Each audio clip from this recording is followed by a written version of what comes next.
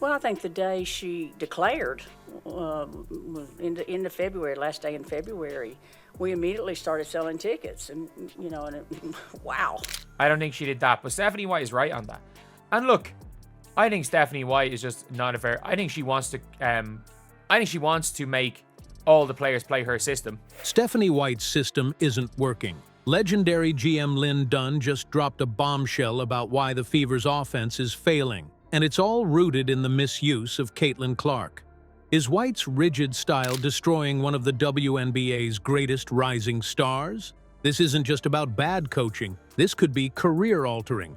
Stick around as we uncover why Dunn says White's system is built for failure and the numbers that prove Clark is being held back. Before we move on, I'd like to ask you a small favor. If you appreciate this content, please take a second to like this video and subscribe to the channel. Over 98% of you watch the videos without subscribing. It costs you nothing, but it makes a huge difference to us. So, did you click the subscribe button? Great, thank you so much. Now back to the video. Imagine this. Caitlin Clark, the rookie phenom who lit up college basketball with her jaw-dropping scoring and court vision, is now navigating a whole new challenge, fitting into a system that seems allergic to everything that made her great. You can't underestimate what she's accomplished in college with breaking all these records. And every record she broke, the media got more excited about it. I don't think she did that, but Stephanie White is right on that. And look, I think Stephanie White is just not a fair. I think she wants to make all the players play her system. Stephanie White's structured, motion-based offense feels like putting the fastest sports car in the world into rush hour traffic. Instead of letting Clark open up the floor and play instinctively, the Fever system forces her into predictable actions, cutting off the very creativity that made her a WNBA must-see player.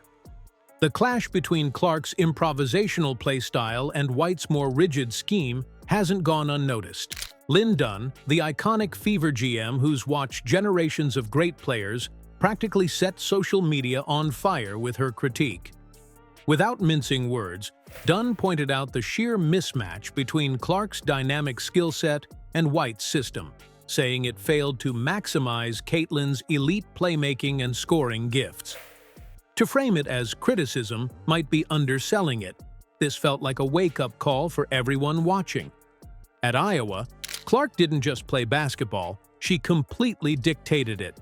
She came off screens, let loose from the logo, and threaded impossible passes. When she was in control, the Hawkeyes became an unstoppable offensive juggernaut. She averaged 27.8 points, 8.6 assists, and 7.1 rebounds per game during her college career. Those numbers don't just happen by accident. This was the great year to win it. We just didn't know if Clark would come out. And so when we found out that she was coming out, and we did not know ahead of time. We're not playing smart. We should have had a couple of fouls on them before they ever got a layup. But what's happening on this Fever team? Small bursts of brilliance, sure, but the numbers tell a painfully different story. The team's offensive rating plummets by 25 points when Clark isn't on the court. That's a huge sign right there. She's the engine, and yet she's being asked to fit into a mold instead of breaking it. Why wouldn't you build an entire offense around her?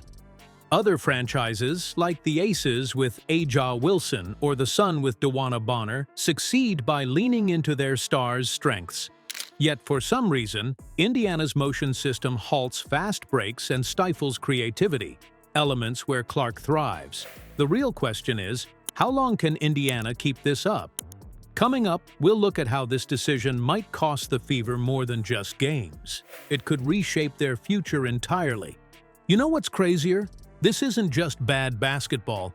It's a serious risk to the entire franchise and Caitlin Clark's future. Outstanding program. She was smart. She had great work ethic, and Clark has all of that too. When you watch Clark, you think, how does she hit those threes from the logo? Thrilled to select with the first pick, Caitlin Clark. We're talking about a generational player here, someone who can redefine not just the Fever, but the WNBA itself if she's used the right way. Steph Curry revolutionized shooting, LeBron brought positionless basketball into full view. Clark has that same kind of game-changing potential. But what happens if the system forces her into mediocrity instead of greatness? Stephanie White's coaching style isn't just holding the team back, it might already be fracturing the team culture. Let's not forget Dana Bonner's departure, a direct signal of frustration with an inflexible system. You lose a player like Bonner under these conditions, and the locker room starts to feel it. Fans, they're already feeling it. Just a couple games into the season, the cracks are starting to show. The fans are turning on Stephanie White and fast, one wrote, summing up a growing concern. If they're this vocal now, imagine the uproar if Clark ends up stuck in a broken system for years. Meanwhile, teams like the Las Vegas Aces and New York Liberty are putting on a masterclass in how to maximize star talent. A'ja Wilson's freedom to dominate in Vegas has turned them into a powerhouse, while the Liberty shaped their offense around Sabrina Ionescu's playmaking. When you adapt to a player's strengths, you don't just win games, you build loyalty, chemistry, belief. What's going to happen now that we've drafted her? She's coming to Indianapolis. She's going to be an integral part of the Indiana Fever, and I can't wait to see Boston and Mitchell and Clark. Wow. How does she make those great passes? She's physically strong. She's got great strength in her legs, in her core, and in her hands. And so I'm expecting her to have an impact on the WNBA. The Fever. They're putting a Ferrari in first gear, watching it sputter. Lynn Dunn's voice cuts even deeper. She built this franchise into a champion back in 2012. Her critique is a reminder of how much Indiana has lost its way, and the rest of the WNBA knows it.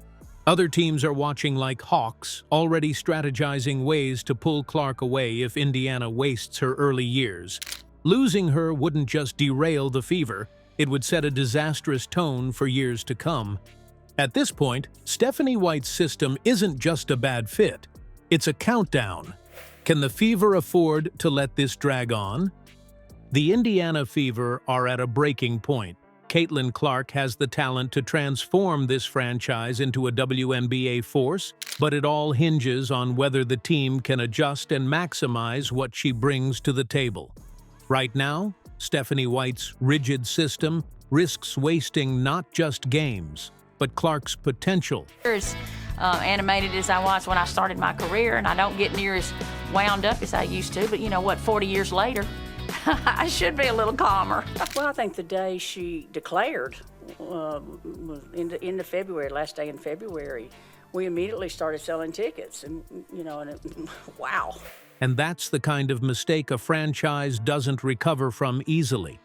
Should the Fever make a change now, before it's too late? The fans are asking, and Clark honestly deserves better. The WNBA world is watching to see if Indiana rises or lets this golden opportunity fade.